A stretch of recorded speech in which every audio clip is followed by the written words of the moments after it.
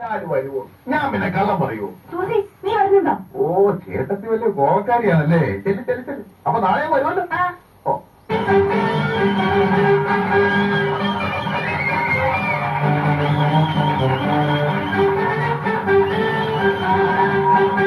ഞാൻ കോനയിൽ കൊച്ചാപ്പി, നിങ്ങളുടെ പ്രിയങ്കരനായ പഞ്ചായത്ത് പ്രസിഡന്റ് കാഞ്ഞിരപ്പള്ളി പാപ്പച്ചന്റെ ക്ഷണപ്രകാരമാണ് ഞാനിവിടെ എത്തിയിരിക്കുന്നത്.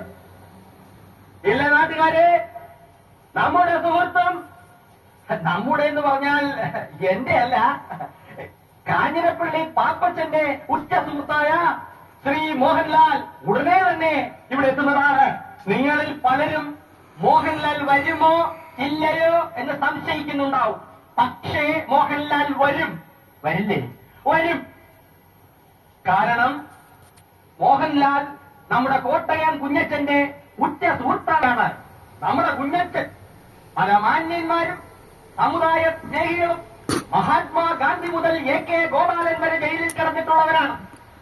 അതുപോലെ രാഷ്ട്രീയപരമായ ചില കാരണങ്ങളാൽ നാഗാലാൻഡിന്റെയും മധ്യപ്രദേശിന്റെയും ചില രാഷ്ട്രീയ പ്രശ്നങ്ങളെ സംബന്ധിച്ച് കോഫെ പോസ്റ്റെ പ്രകാരം നമ്മുടെ കുഞ്ഞച്ചൻ തിരുവനന്തപുരം സെൻട്രൽ ജയിലിൽ കിടന്നപ്പോഴാണ് ശ്രീ ജോഷി ന്യൂഡൽഹി എന്ന സിനിമ അവിടെ ഷൂട്ട് ചെയ്തത്. അക്കാലം മുതലുള്ള അവരുടെ ഗാഠം ഒരു വാക്ക് പറഞ്ഞാൽ എനിക്ക് പോരാതിരിക്കാൻ പറ്റും ചേട്ടാ എന്നാണ് മോഹൻലാൽ ചോദിച്ചത്. മോഹൻലാൽ വന്നാൽ ഉടനെ നാട മുറിച്ച ഉദ്ഘാടനത്തിന് ശേഷം രാജാവിന്റെ മകൻ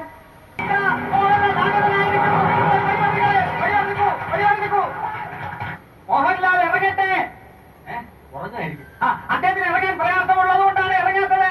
ദേവിന് നിങ്ങളെല്ലാം ഒന്ന് മാറി നിൽക്കണം. ഇറങ്ങാനുള്ള സൗകര്യം മാറില്ലേ? മാറില്ലേ? ഒന്നങ്ങോട്ട് മാറാം. അതെ, ജനങ്ങൾ മാറി നിന്നു. ഇനി മോഹൻലാലിനെ ഇറങ്ങാം. ഇനി മോഹൻലാലിനെ ഇറങ്ങാം. ചതി ചതി ചതി. ആര് തമിഴായൻ ജോലി ചന്ദ്രശേഖരിയെ വെച്ച് ജയിൽ പുള്ളിയുടെ നടുവിൽ വെച്ച് ഷൂട്ട് ചെയ്യാൻ കഴിയാതെ വേർത്ത് കുളിച്ചിരുന്ന ജോഷിയെ ഞാനാണ് മനസ്സിന് ധൈര്യം കൊടുത്ത് എല്ലായിടത്തും കൊണ്ടുനടന്ന് കാണിച്ച് ഷൂട്ട് ചെയ്തത്. ആ ജോഷിയാണ് ആചാരം എന്നോട് ചെയ്തത്. ആചാരാണ് തയ്ച്ചോ? അത് ഞാൻ ചോദിച്ചോളാം. നാട്ടുകാരെ പോയി മോഹൻലാലിനെ കൊണ്ടുവരാമെന്ന് വെച്ചിട്ട് കോട്ടയം കുഞ്ഞിച്ച നാട്ടുകാരെ പറ്റിക്കുകയല്ല. അതിന് ജോഷിയല്ല ആരും ഇല്ല. കമലഹാസൻ അങ്കരാടിയായിരിക്കും. ചിലപ്പോ പിക്കുറിച്ചായിരിക്കും. എല്ലാരും ഒന്ന് കൈവച്ച് പറയാം. മലയാള സിനിമയുടെ അഭിമാനം.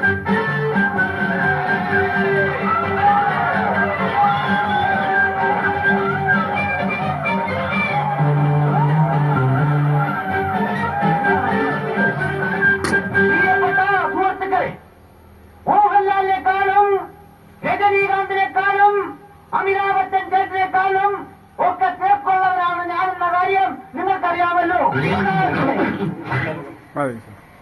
എന്റെ തിരക്കിനെ കുറിച്ച് പറഞ്ഞു വരുമ്പോ ഞാൻ ഇന്നലെ PG വിശ്വംഭരന്റെ സെറ്റിൽ അഭിനയിച്ചുകൊണ്ടിരിക്കുമ്പോൾ അരവിന്ദൻ വന്നു പറഞ്ഞു,